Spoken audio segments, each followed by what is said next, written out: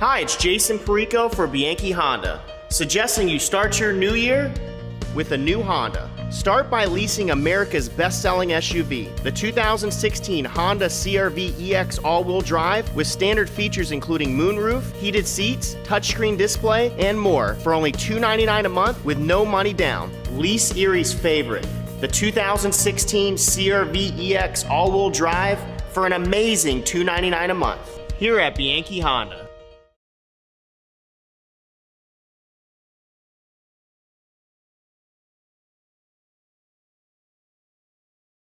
All the rest. Sports Blitz, Fox Sports Radio, 1330 AM, The Fan. Time now again for the Gannon Lady Knights Coaches Show. She is Coach Amanda Paris. Coach, are you still doing well? I'm still doing great. Actually, maybe in a better mood now that Levi is here. Yes, but he did bring stats, so we'll see. He brought stats. But we were talking just briefly. I just want to get a bit of a background on you. Yeah. Jim Brunelli, we've known for a few years now. Correct. But you just started at the beginning of this year. Mm-hmm. You knew Jim before we did. Yes, I've known him now going on 8 or 9 years. 8 years, probably. Yes, because this is his fourth year. 9. I don't know. 8 or 9. 8 or 9, and he recruited me, coached me all 4 years, played for him, and then when he came up here, I stayed on the staff at Anderson for 2 years, and then still kept in touch. I mean, very often. Just going back and forth, talking strategy, how the years are going. Obviously, Gannon was doing amazing, seeing them at the top of the charts. So just had to keep in touch, and then was fortunate enough to get a call from him last year around April. I think at the end of April, just talking, and as the summer went on, he asked me to join his staff, and obviously I had to say yes. So it was a great opportunity. He'd tell you that he's asked me multiple times, and yes, I did decline, but it was great timing, and it was a good time to come up. So yeah, I've known him for a while. Was the plan, obviously you were an athlete, but was the plan always to coach? Yes. Okay. I have wanted to, first I wanted to do high school. I wanted to be a high school coach just because I loved the people that coached me in high school, basically raised me at that sport, and I wanted to be just like them. And then I realized, can't choose your parents. So I told Brunelli, I was like, I want to be a college coach. And he said, we can make that happen. And my hope was to be his GA at Anderson, but when he left, he still helped me get on. And it's been uphill ever since then. And then as far as Coach Brunelli goes, so you've seen several different versions of him. Now you're a colleague of his. Right. Same guy, same coaching style, same temperament? Absolutely. I've known him. Things don't change. Repetition isn't a bad thing. I've learned that from experience. I've learned it from, being on the coaching side, because you need to get better at, those things. And from his coaching style, from how he runs practice, to how he treats his girls, it's all the same. And I'm just here to facilitate that and just to continue that tradition. Good stuff. Talking with assistant basketball coach Amanda Paris. So, on Coach, I like talking to him. He's kind of a radio nerd. Did you know that? Radio nerd, Seinfeld nerd, anything. Wow. Yeah. So, yes, he is, yes. But he said he was going to be the future Howard Stern. I like that when he was in college. So we kind of have that in common. I know that he really likes this group that he has on the court. Right. How do you play into the fold? What is your role both during the week and then on game day on the bench? Well, I'm very fortunate to have, I guess, a little, not free reign. He trusts me more so because he knows who I am. He knows how I was raised. He's helped me, almost molded me into the person, the coach that I am, along with a few others helping. My role is to practices make our girls better every day, whether that's pushing them beyond the limits that they don't like, which is often.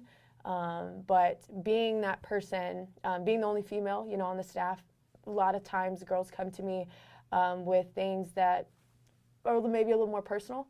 So that does give me a little leg on, some not information in a bad way, but allows them to have that a little bit more of a comfort if they needed that.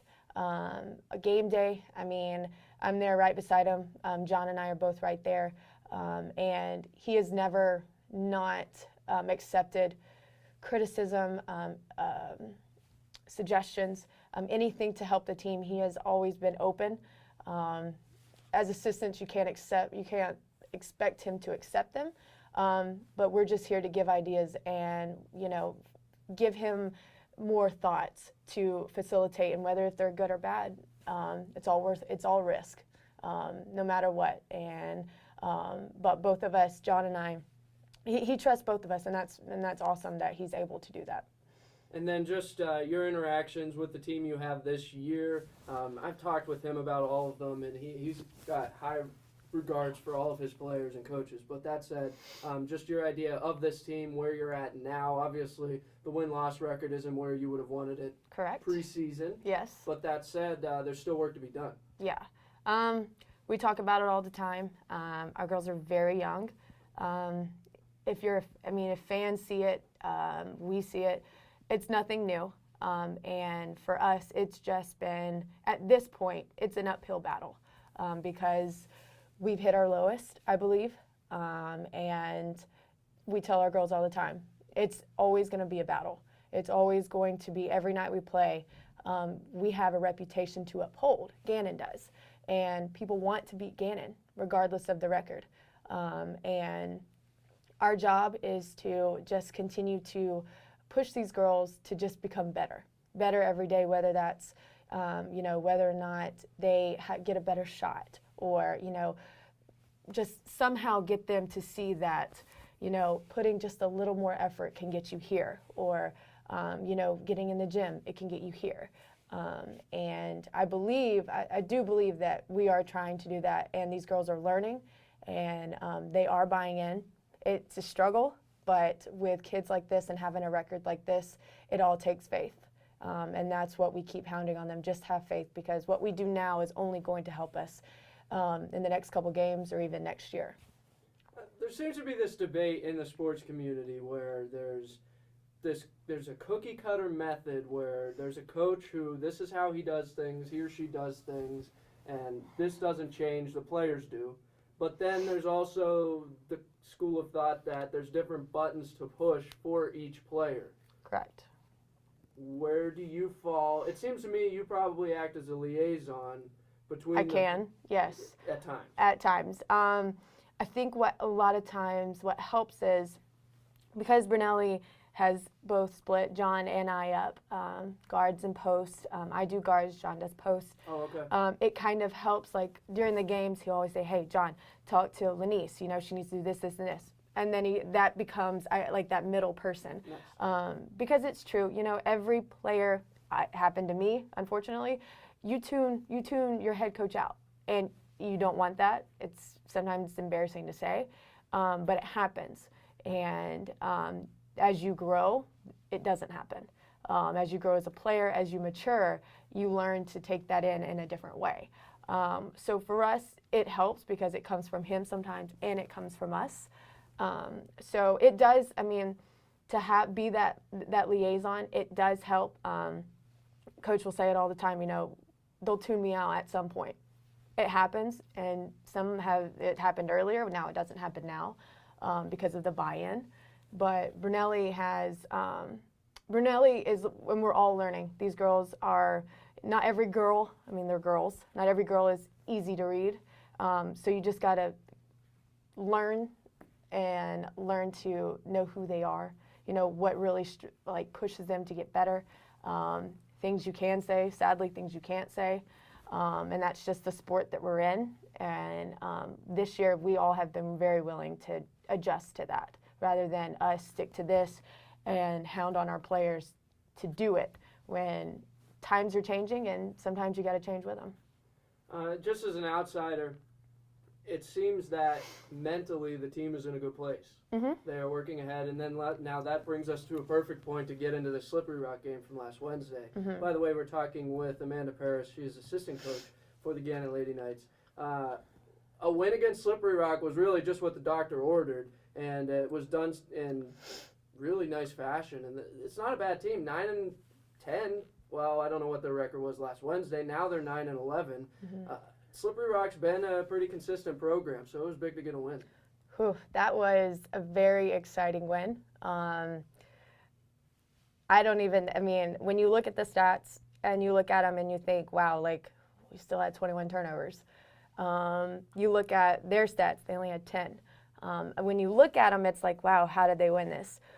There was no doubt that our true colors, our heart, what we have continued to tell these girls, if you buy in, if you keep battling, if you give that effort, that things will come. And the fact that we had 18 assists is absolutely crazy. The way that they played together, they found each other very well, they finished well. It was just, you're right, it was exactly what the doctor ordered, and it's exactly what we needed, because it snapped a losing streak that we were just tired of. That taste in our mouth just, it was growing old. And to see that it was growing old for them is a great thing, and it's why we do what we do. Because the celebration that they had, that spark in their eye, that wow, that like, I do love this game because of this. And we're getting better. I mean, a lot of the stats, I mean, we shot 46% from the field. That is amazing for us. Some people, we tell the girls all the time, if you can't score, you got to impact the game in another way. And we're learning that. We're learning not to just be a one-dimensional player at all. And that Slippery Rock, man, it showed that we can fight with anybody. We can battle with anybody in this league. Assist, turnover, you mentioned them. We've been all over those, but I think because of what you do with the guards on this team, I think, and the fact that you were a guard not that long ago. Yeah. What is it that's going on? To a point, there's a give and take. If you're going to get a certain number of assists, it's probably going to come with a certain number of turnovers. When you put yourself in the shoes of your players, what are they seeing on the court as guards that leads to these turnovers? Oh, man. Is this what keeps you up at night? Oh, my goodness. Well, it keeps us scratching our head because we're thinking some of the passes that we make, we wonder why we do them, and they're not smart. Again, it's coming from very unexperienced players. Most of them are freshmen. We have, a starting point guard who's a freshman. Our starting three who's a freshman. We have Maggie, transfer, junior though. So, yes, like the turnovers, it kills us. And I actually just watched film today with two of our guards, and everyone, we were just watching film, and I just hit pause. And I'm like, what were you thinking? Yeah, I don't know. Yeah, I don't know either. So that's why we're figuring out. We're just, the more that we're able to get these girls in to watch film and help them realize that's not a good option. What they're thinking is a good option is not. And allowing them to see the other options, it is helping them. But these turnovers, man, for some reason, it's like that hidden string on you. You just can't seem to find it. You don't know it's like, it's there. You can't reach it, and for some reason, we just can't shake these turnovers. And eventually, obviously, it will go away. At least we hope so. Right. But it is very disturbing to just try and sit and figure out. And we work on it. We definitely point them out. You don't want to kick somebody when they're down, but if they don't learn, if they don't watch their mistake, then they will never be able to fix it. Do they take that in stride then? I mean, do they realize that they're freshmen? You don't remind them of that constantly, right? No, definitely not. Because you can't look at them like that. You got to expect, it doesn't matter what level you're at, this is a level of basketball. Right. And we've told them before, in the very beginning, we told them, look, like, you got to take each day a day at a time. Each practice, each possession, no matter what it is, whether it's a game, whether it's a practice, you've got to focus on that. You got to focus on that play. And our guards, I believe at some points we think about it so then it happens rather than just playing. And I don't think any of us, all three of us coaches, ever say, you're a freshman, you should know this. Not really. Sometimes we do, because we need to come to realization, yeah, we are young, and yeah, we're growing. So as coaches, we don't need to get frustrated too often, and just be patient, because that's what we ask of them. So that's all, if we can be patient, then I think the continuation of teaching will continue to be there, and they'll listen. I think so. Talking with Coach Amanda Paris of the Gannon Lady Knights, you don't hold IUP to 62 points. You don't come this close to beating them. This one's going to hurt you because you were so close. But again, as an outsider, this is a good effort by this Gannon team, 62-57. But that said, it was within reach. Oh my goodness, absolutely. I was looking at, let me see, I think it was the IUP game. But by us looking at, I looked at like the score tied. It tied 8 times. Right. Our girls were not willing to give it up. Coming off of that Slippery Rock game, we were still, I guess you can say, on the high of it. We were ready to get another one. And IUP is a good team, man. They've got great players, and some players we could stop, some we couldn't. And again, sadly, turnovers is what killed us, I think. But we out-rebounded them. That was a great thing. We do, man, when our posts get involved and when our guards, both guards and posts get involved on the rebounds, second chance points are in our hands. And it really killed us because we fought back so hard. And that's a perfect way to combat turnovers. Absolutely. And we only had 8 assists. There were a lot of times where, like you said, there were those turnovers that some of our freshmen, some of our, even our upperclassmen, had those turnovers that you think, what were we thinking? And it's all in a rush. We play in a rush, and that doesn't play to our strength very well. So we've just got to learn to play our game, play offensively, defensively our game, and just play through. And like I said, just playing one possession at a time. Because when we do that and we don't look ahead, then we all of our attention is in that one possession, and turnovers may not happen. But again, we're young and we're learning. I mean, it's like when you look at this, we had 26 points in the paint. Like Lenice, man, she had 11 points, 8 rebounds. I mean, she did really well. Kelsey Herbert. I'm used to calling her that. I mean, she had 8 points and 6 rebounds. That's, coming off of her 13-4 against Slippery Rock. Man, she had a great week. And that's the kind of post play, because we always talk to our girls, like, we got to have a balanced attack. If we have a balanced attack inside and out, we'll be unstoppable. So the more we hound that on, and the more that we say, hey, you got to be ready no matter what. The culture and the mindset that our kids will have is attack and score. And it's growing, coming from Slippery Rock now to this IUP. There's no telling if we stay on this mindset and if we just play together, there's no telling where we'll be in like next game, 2 games from now. Right. Well, and then if you need another highlight, even like Julia Brongar here, the big 3 that she hit late, minute 43 left, the deficit was 54-53. You're having a tough game. Of course, she shot 500, so didn't take many shots, but that's another reason why it could be tough to make a shot like that, and she was ready to go in that moment of the game. That's stuff that, well, we've got some good coaches on this team, but that's stuff that maybe you can't coach. And you can't. We tell the girls all the time, we can equip you as much as we can, but in the end, we're not the one with the jersey on. We're not the one out there holding the ball, which is why we have to be ready. We have to be ready for anything that comes to us. We can't be our guards. Our guards cannot be surprised that we're open. You just knock it down. You knock down open shots all the time in practice. And Julia did that, and that really sparked us on the bench, especially with us coaches and everyone on the floor. That really gave us that little bit of energy that we needed just to continue on. So yeah. And then you said something, culture, mindset. Coach Brunelli and I are on that every single week, because even in a 5-win season as of now, you have to keep a winning mindset so that when things start to click, it all clicks. Right. How much losing did you do in Anderson? Kind of an odd question, but... Hardly any. Okay. So that's your mindset, right? I hate it. I can tell. You're bothered by some of these things that on a different team came together quicker. Well, you didn't have a bunch of freshmen starting in Anderson. My freshman year, we did not have a lot of freshmen start, but we had a lot of freshmen play. We were behind a great junior and senior class, and all we could do was do our role in when we got in, there was no drop-off.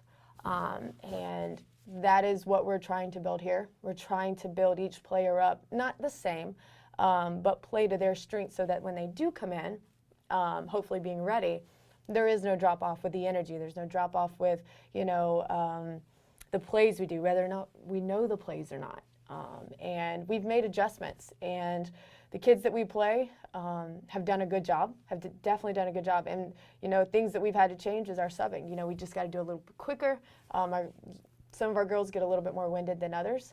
But we got to play to those. We got to play to those strengths and those weaknesses so that we can still continue to have those kids play on a regular basis. But I hate losing. I don't think I know any coach that likes to lose. But coming from Brunelli and I from a winning school, still to this day, they're doing great.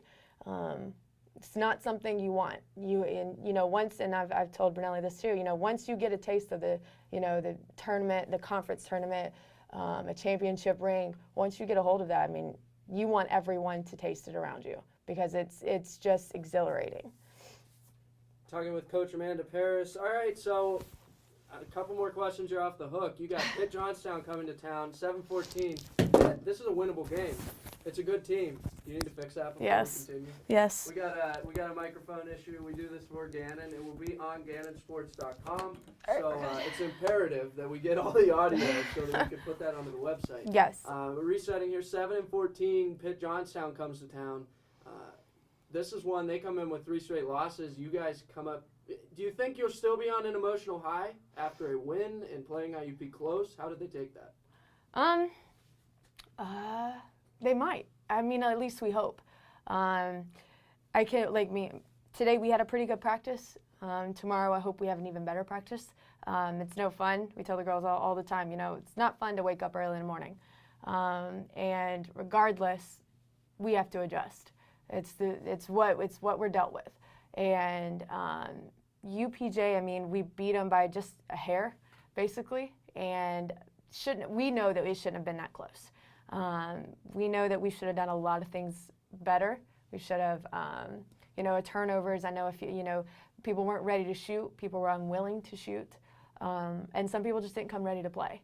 So, we've done so well at home, at least battling, whether we've won the game or not. We've shown, especially in our own house, that it is our house, and we are doing just about anything to protect it. So I do hope that our girls have that attitude, because all 3 of us coaches, we have that ready to eat, ready to just get another one. And I think it's starting to rub off, which is a good thing. And I think they're going to come in with at least again, I hope so. But I do believe they're going to come in with it's not a 3-point game anymore. We're going to do whatever it takes to guard this house, and we're going to blow you out of the water if we have to. And that's 5:30 on Wednesday. Pitt Johnstown coming to town. It is Coach Amanda Paris. Coach, thank you so much for being here, and good luck Wednesday. Thank you for having me. You bet.